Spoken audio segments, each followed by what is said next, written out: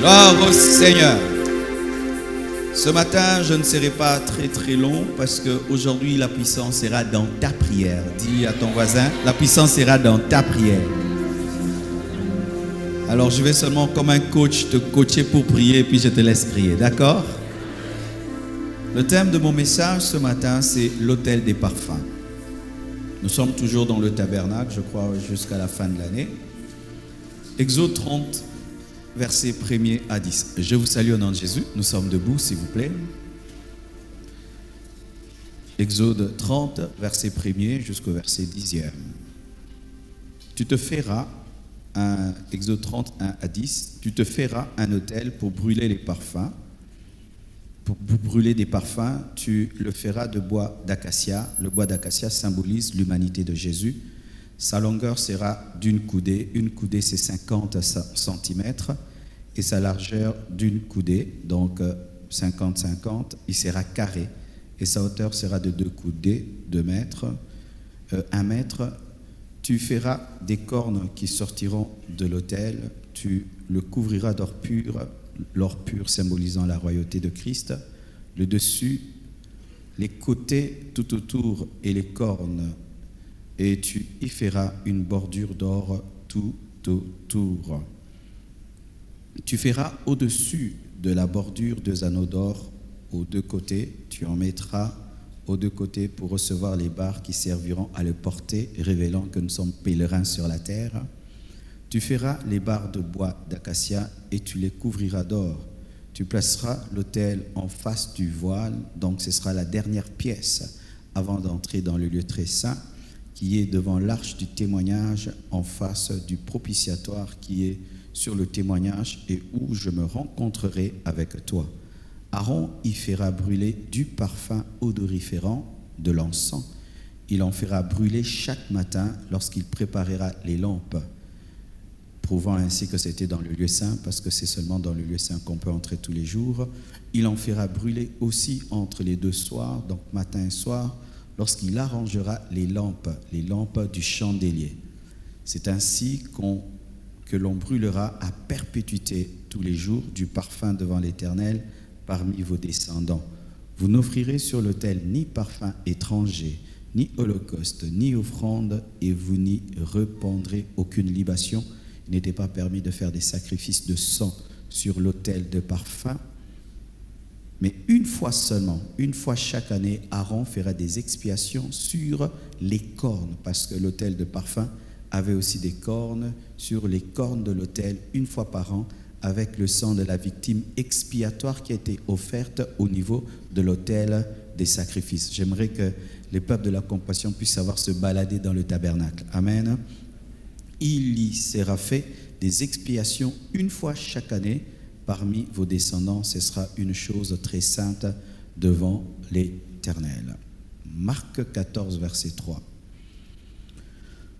Marc 14, verset 3. Comme Jésus était à Béthanie, dans la maison de Simon le lépreux, une femme entra pendant qu'il se trouvait à table. Elle tenait un vase d'albâtre qui renfermait un parfum de nard pur de grand prix, et ayant rompu le vase, elle répandit le parfum sur la tête de Jésus. Apocalypse 5, verset 8. Apocalypse 5, verset 8. Quand il eut pris le livre, les 4 êtres vivants et les 24 vieillards se prosternèrent devant l'agneau, tenant chacun une harpe et des coupes d'or remplies de parfums qui sont les prières des saints, qui sont les prières des saints. La Bible elle-même est claire sur le parfum. Le verset de base de ce matin, ce verset m'a fait beaucoup de bien. Apocalypse 8, versets 3 à 5. Apocalypse 8, 3 à 5. Et un autre ange vint, et il se tint sur l'autel, ayant un encensoir d'or. On lui donna beaucoup de parfums. Dites beaucoup de parfums. Pas un peu, beaucoup de parfums, afin qu'il les offrît avec les prières de tous les saints sur l'autel d'or qui est devant le trône. Là, il ne s'agit pas de l'autel d'or du tabernacle de Moïse, mais du véritable tabernacle, car tout ce qui se passe sur la terre commence au ciel. Amen. Sur l'autel d'or qui est devant le trône, et là, il ne s'agit pas de l'arche, il s'agit du trône de Dieu. Donc l'arche est la représentation terrestre du trône, et le propitiatoire est la représentation terrestre du trône de la grâce, car c'est le lieu de la miséricorde. La fumée des parfums monta avec les prières des saints et la main de l'ange devant Dieu. Et l'ange prit l'encensoir, le remplit de feu de l'autel et le jeta sur la terre. Il eut des voix, dites, il eut des voix, il eut des tonnerres, des éclairs et un tremblement de terre. Que Dieu bénisse sa parole. Asseyez-vous s'il vous plaît. Alléluia. J'ai déjà expliqué le parvis qui était la cour du tabernacle et dans laquelle il y avait l'autel de sacrifice qui symbolise l'œuvre de la croix, le sacrifice que Dieu a fait par Jésus-Christ pour nous sauver. Et je vous ai parlé des cornes de l'autel qui révélaient la puissance de la croix. Je vous ai aussi parlé de la cuve d'airain qui nous révèle la sanctification, parce que le souverain sacrificateur ainsi que les sacrificateurs devaient laver leurs pieds et leurs mains avant de servir dans le lieu saint et même d'accéder au niveau de l'autel de sacrifice. Après le parvis, il y avait le lieu saint. Dans le lieu saint, il y avait 3 choses principales. Je vous ai enseigné, je crois, le mercredi sur le chandelier, et je vous prie de vous procurer vraiment cet enseignement sur le chandelier. Il est vraiment très, très riche. Sur le chandelier nous a enseigné Jésus-Christ qui est le cep et l'Église qui est les branches.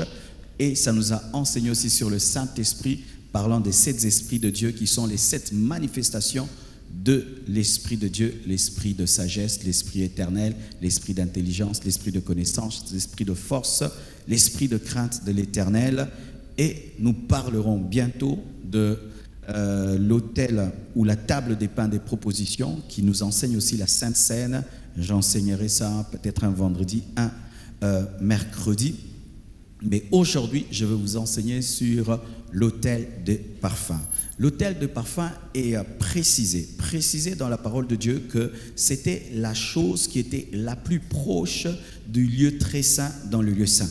C'était la pièce qui était tout juste devant le rideau. C'est-à-dire, il y avait d'un côté l'arche et un rideau, et à côté du rideau, à côté du lieu très saint, il y avait l'autel de parfum. L'autel de parfum était en bois d'acacia et en or pur. C'était d'abord du bois d'acacia symbolisant Jésus-Christ, car tout ce qui se fait dans l'œuvre de Dieu, dans le ministère, dans la vie chrétienne est fondé sur Christ, le bois d'acacia révélant la nature humaine de Christ. Disons, moi qui suis un bois vert, si on me fait cela, qu'est-ce qu'on vous fera à vous qui êtes des bois secs? Christ se présente dans la Bible aussi comme étant un bois, mais recouvert d'or pur, car il était à la fois roi et il était à la fois serviteur, il était à la fois homme, bois, il était aussi Dieu, or pur, totalement saint, totalement parfait. Et sur cet autel, on offrait des sacrifices, plutôt, on offrait du parfum, et précisément, c'était de l'encens. L'autel de parfum nous enseigne ceci, qu'il est impossible d'accéder à la présence de Dieu sans le parfum. Et la Bible définit clairement qu'est-ce que le parfum. Le parfum, c'est l'adoration. Amen. C'est l'adoration. Nous voyons que la femme pécheresse, lorsqu'elle est venue auprès de Jésus-Christ, elle a offert le parfum, enfin de parfumer sa tête. C'était un signe d'adoration. Elle a adoré Jésus-Christ avec son parfum. Et même les 24 vieillards et les 4 êtres vivants, alors qu'ils offrent les parfums, ils accompagnent ce parfum de harpe, de louange et d'adoration et de prosternation. Amen. Lorsque tu adores, tu offres un parfum spirituel. Au temps de la Bible, c'était un parfum physique, encens, mais aujourd'hui dans l'église, on ne peut pas utiliser l'encens. On ne peut pas utiliser l'encens dans la Bible car c'est resté dans les pédagogues, c'est resté dans l'ombre alors que nous sommes déjà dans la réalité. On ne peut jamais utiliser l'encens dans l'église car nous sommes aujourd'hui dans la réalité en Christ et la Bible nous précise que l'encens aujourd'hui c'est l'adoration, ce sont les prières des saints. Les prières des saints. La Bible précise prière des justes, prière des saints. Ce n'est pas toute prière qui est un parfum devant Dieu. Certaines prières sont des parfums et d'autres sont des mauvaises odeurs. C'est pourquoi il y a des gens qui ont une grande et puissante, entre guillemets, beaucoup de vie de prière, ils prient beaucoup, mais ne vivent pas les résultats parce que ce ne sont pas des parfums qu'ils offrent à Dieu, ce sont des mauvaises odeurs. Il a un péché qui n'abandonne pas, mais il prie beaucoup. Il a un péché auquel il est attaché, mais il prie beaucoup. Ce n'est pas la prière d'un juste et donc ce n'est pas un parfum. Dieu exauce lorsque la prière provient d'une vie de sainteté, provient d'une vie de justice. Jésus-Christ était exaucé dans tout ce qu'il demandait parce qu'il était saint. Amen. Et tu ne peux jamais mettre d'un côté la prière et la sainteté. La prière et la sainteté vont toujours ensemble. Et la Bible précise que les parfums sont les prières des saints. Qui est saint? C'est celui qui a cru en Jésus-Christ et qui fait l'effort de vivre conformément à sa parole. Lorsque tu refuses de vivre conformément à la parole de Dieu, tes prières ne sont pas des parfums. Alléluia. Et quelque chose d'extraordinaire au niveau de la prière, ça m'a fait du bien. La Bible nous dit que lorsque nous prions, nos prières montent devant Dieu comme des parfums. Et les anges de Dieu prennent ces prières, les mélangent au feu qui est sur l'autel de Dieu et prennent ces prières et ce parfum le jettent comme un feu sur la terre et il y a des tonnerres, des éclairs et des voix. J'aimerais vous dire que quand vous priez, vous faites mouvoir les anges. Un homme qui prie fait mouvoir les anges. Lorsque Jacob a prié, il a vu les anges qui montaient et qui descendaient. Ils montent avec tes requêtes et ils descendent avec ton exaucement. Un homme qui prie fait mouvoir les anges. Daniel a prié et Michael l'archange s'est déplacé. Gabriel l'archange s'est déplacé. Quand tu pries, tu fais mouvoir les anges. Bien-aimé, quand tu pries dans ta chambre, tu fais mouvoir les anges. Quand tu pries même dans une forêt, tu fais mouvoir les anges. Quand l'église prie, elle fait mouvoir les anges. Et ce matin, quand nous allons prier, nous allons faire déplacer les anges. Nos prières ce matin vont faire agir les anges. Je dis, nos prières vont faire agir les anges. Les anges vont agir ce matin, je vous assure, parce que nous allons prier, nous allons offrir le parfum et ils doivent le mélanger avec le feu de l'autel. Frères et sœurs, il n'y a pas que des démons qui t'attaquent. Il y a des anges qui opèrent quand tu pries, même si tu ne les vois pas, même si tu ne sens pas. Il y a des anges qui opèrent quand tu pries, même si tu ne les vois pas, même si tu ne les sens pas. Il y a des anges qui opèrent quand tu pries, la puissance de la prière. Et ce qui est extraordinaire, c'est que la prière quitte la terre, va au ciel et revient sur la terre. Oh, donne-moi un amen que je prêche. La prière quitte la terre, va au ciel et revient sur la terre. La Bible nous dit les prières des saints étaient mises dans l'ascensoir qui est au ciel, mais jetées sur la terre. Si tu donnes au ciel, le ciel te donnera. Vous savez pourquoi est-ce que le désert est un désert? Parce que le désert ne donne pas l'eau à l'eau, ne donne pas l'eau au ciel. C'est pourquoi le ciel ne lui donne pas l'eau. Et tu sais pourquoi est-ce que le ciel ne fait rien dans ta vie? Parce que tu ne donnes rien au ciel. Donne beaucoup de parfums au ciel et il y aura beaucoup de tonnerre sur la terre. Oh, donne beaucoup de parfums au ciel, il y aura beaucoup de tonnerre. Des tonnerres et des voix. Des voix. Lorsque tu pries, il y a des voix. Les voix, ce sont les oracles. Les voix, ce sont les appels. Car lorsqu'on demande à Jean-Baptiste, qui es-tu? Il dit, je suis une voix. Lorsque l'église prie, il y a des vrais appels. Lorsque l'église prie, il y a des vrais appels. C'est pourquoi dans la chambre haute, il y avait tellement de prières que les appels se sont manifestés. Je prie que ton appel véritable se manifeste et que Dieu te parle et qu'il te dise, je t'ai appelé. Des voix où tu commences à entendre Dieu. Celui qui prie, il permet à ce qu'il y ait des voix sur la terre. Reçois des prophéties ce matin. Reçois des prophéties ce matin. Reçois des prophéties ce matin. Reçois des prophéties ce matin. Que Dieu te parle. L'homme qui prie permet à la voix de Dieu de se manifester, permet à Dieu de lui donner des précisions, permet à Dieu de lui parler, permet à Dieu de lui parler, permet à Dieu de lui parler. Moi, j'aime quand Dieu me parle. Quand Dieu me parle, tout devient clair. Quand Dieu me parle, il n'y a plus de confusion. Quand Dieu me parle, je peux savoir ce qu'il veut de moi cette année.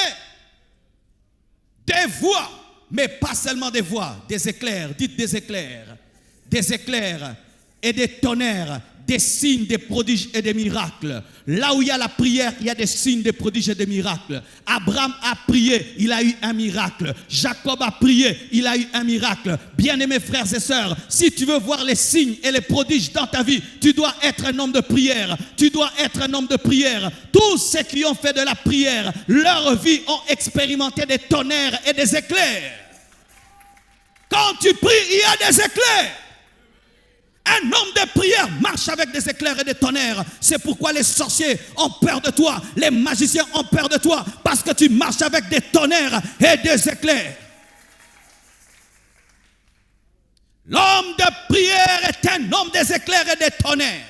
Il prie sur la terre et au ciel on envoie le feu. Et ce feu se transforme en éclairs et en tonnerres. Il y a des tonnerres dans ta vie et il y a des éclairs dans ta vie. Dans le secret de ta chambre, il y a des tonnerres dans ta vie et des éclairs. C'est pourquoi les sorciers ne te supportent pas et les magiciens ne te supportent pas parce que tu as des tonnerres et des éclairs. Mon frère, quand tu pries, il y a des tonnerres et des éclairs. Dis la parole de Dieu.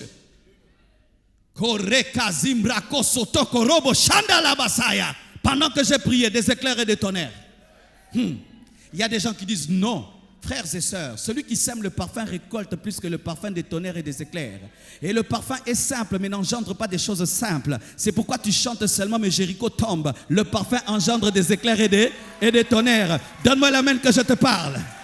Le Seigneur te demande de faire des choses faciles pour qu'il puisse faire des choses compliquées. Toi, tu donnes seulement le parfum, il te donne les choses compliquées. Bien aimé, les tonnerres, c'est difficile. Alléluia. Les éclairs sont difficiles, mais le parfum, c'est facile. Offre le parfum. Alléluia. Pendant que je dis Alléluia, il y a des éclairs et des tonnerres dans ma vie. Pendant que je m'agenouille et je dis Seigneur, tu as promis dans ta parole de faire des prodiges dans ma vie. Il y a des prodiges et des éclairs.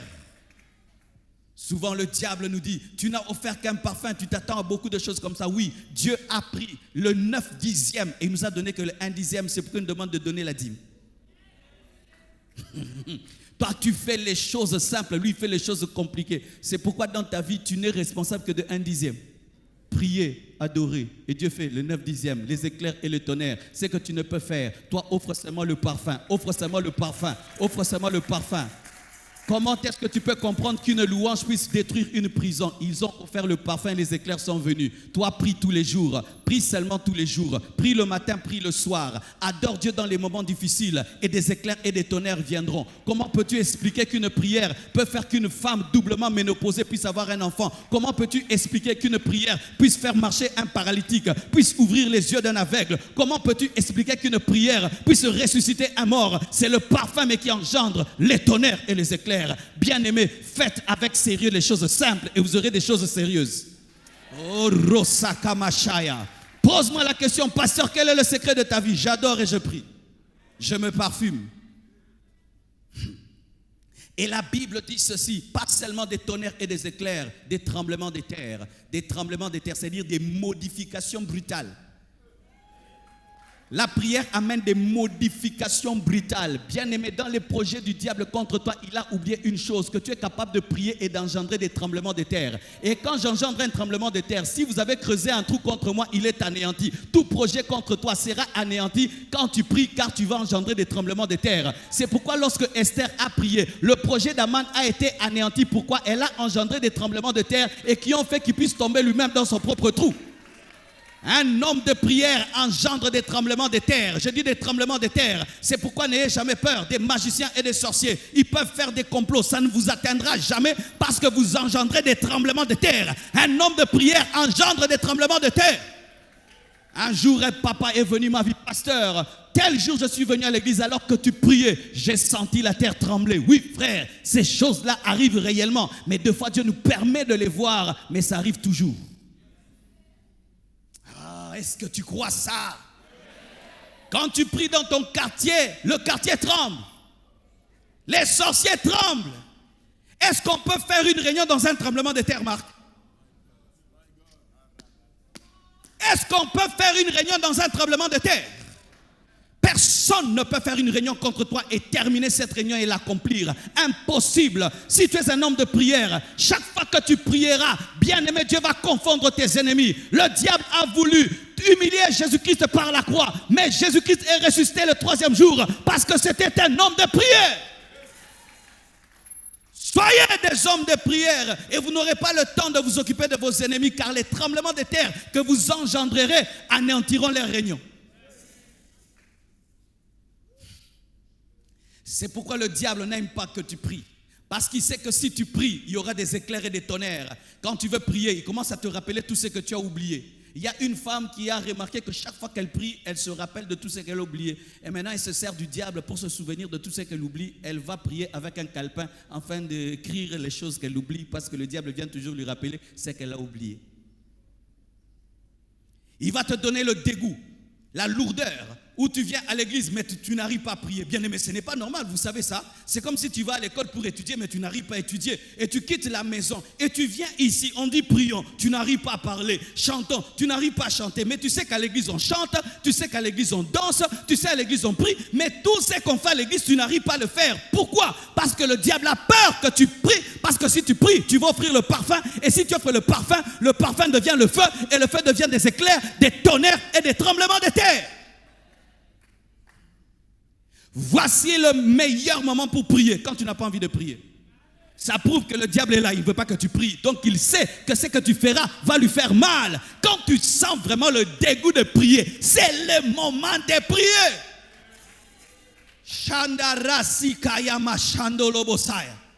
Quand on joue au football, on bloque qui? Le meilleur buteur. On casse qui?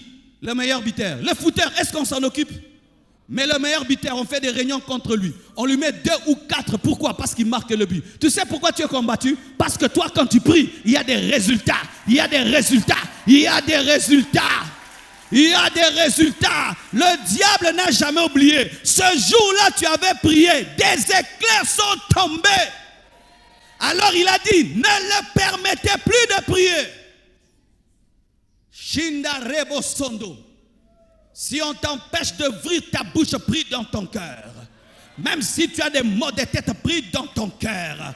Prie dans ton cœur. Même si tu n'as pas envie de prier, prie, bien-aimé. Moi, je ne mange pas parce que j'ai envie. Je mange parce que je ne veux pas mourir. Et je ne prie pas parce que j'ai envie. Je prie parce que la prière est un encens qui m'empêche de sentir l'odeur de la mort. Donne-moi la main que je te parle. Pourquoi on utilisait l'encens? Parce que tous les jours, le sacrificateur touchait le sang et touchait des animaux qui sont morts. Et donc, il y avait l'odeur de la mort dans le tabernacle qui ne pouvait être comblée que par l'odeur de l'encens.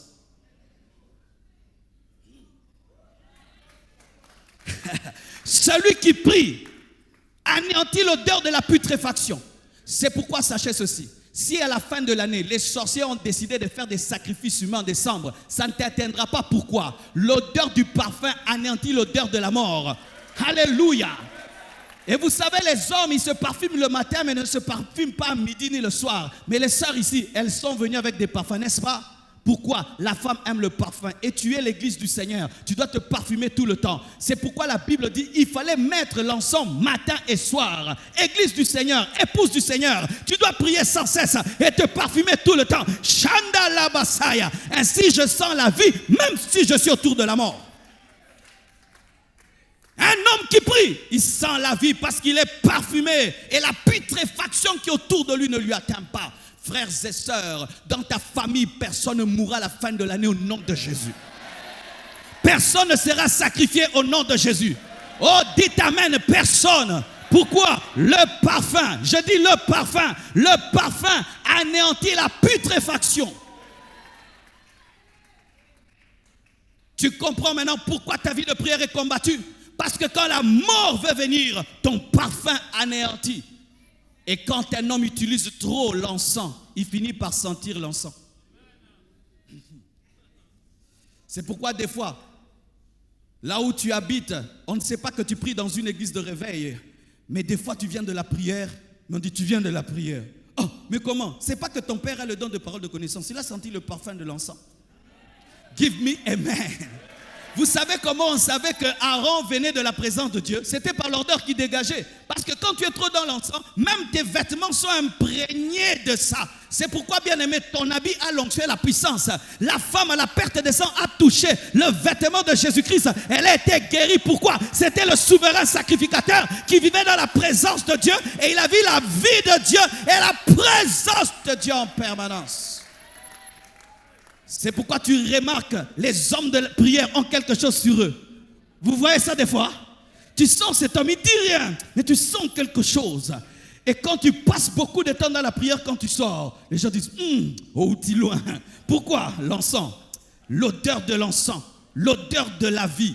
Bien-aimé, avant de te parfumer en Gucci, en Versace, mets le parfum adoration, mets le parfum prière. Avant de mettre du Chanel, mets du parfum prière et adoration. Entre le parfum de ce monde et le parfum de la prière, je préfère la prière parce que la prière ouvre les portes. Mais des fois, le parfum tire les mouches. Donne-moi la main que je te parle. Frères et sœurs, parfumez-vous de la prière avant de sortir de vos maisons. Nous mettons là. Mais est-ce que tu as prié? Est-ce que tu as adoré? Un bon parfum aussi peut attirer des amis, peut attirer un homme, peut attirer une femme. Mais le parfum de la prière t'attire la gloire, la puissance, l'onction, l'élévation et la bénédiction. Soyez des hommes de prière, soyez des hommes de prière, soyez des hommes de prière, soyez des hommes d'adoration. Mandorosi kema yekama yondo shanda. J'ai répandu encore le parfum. Vous tous qui parlez en langue, mais qui négligez le parler en langue, vous êtes en train de négliger un parfum automatique. Un parfum automatique. Vous connaissez les parfums automatiques? Il y a certains parfums dans certaines maisons. On les place et il y a une pile. Quand seulement il y a un mouvement dans la maison, ça fait titi. Ça, c'est le parlant d'autres langues. Rumreka, shakade bababa, sandorosaka, shendelebosaya. Bien-aimés frères et sœurs, prie en langue, prie en français, prie en lingala, adore, prie, répands le parfum. Le parfum devait être répandu le matin et le soir. Et la Bible dit à perpétuité. C'est-à-dire quoi? On n'arrête jamais de prier. Dans le domaine de la prière, il n'y a pas de délestage. L'ESNEL a des délestages, mais pas la prière. Bien-aimé, même si tu as des problèmes, tu dois prier. Même si tu es béni, tu dois prier. Même si tout va mal, tu dois prier. Même si tout va bien, tu dois prier. Même si tu grandis, tu dois prier. Tu es jeune, tu pries. Tout le monde doit prier. Tu dois prier. Jésus, le Fils de Dieu, priait. Qui ne devait jamais prier sur la terre, c'est Jésus. Mais Jésus qui a tout prié et toi qui n'as rien. Écoutez maintenant ceci, mes frères et sœurs. Tu dois apprendre ceci. Que lorsque Dieu veut bénir ta vie, il te pousse à prier.